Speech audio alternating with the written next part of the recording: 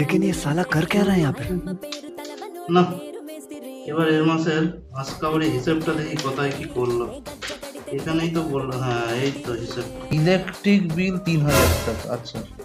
Paper ১,০০০ টাকা, ভজা কহ ৩,০০০ টাকা, দুধ ২,০০০ টাকা, আবার ভজা কখ ১,০০০ টাকা, আচ্ছা। মাছ ২,০০০ টাকা, গ্যাস ১,০০০ টাকা, আবার কি লিখেছে ভজা কখ ৩,০০০ টাকা।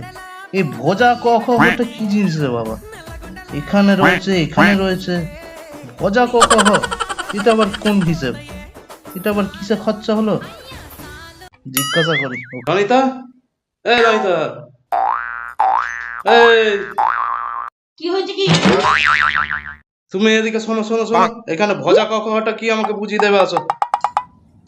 বরের টাকা মেরে কোড নাম্বার দিয়ে লিখে রেখে দিলাম, তাও কি ধরা কি বলছো পড়লো না জোরে নাকি? বলো। বিল ৩,০০০ টাকা, হ্যাঁ, পেপার ১,০০০ টাকা, এই ভজা ককহ কি জিনিস? দুধ ২,০০০ টাকা বুঝলাম, আবার ভজা ককহ ১,০০০ টাকা, আবার ভজা ককহ ৩,০০০ টাকা। এই ভজা ককহটা কি জিনিস? ও তোমার ওই ভজা কাকা নিয়ে সমস্যা।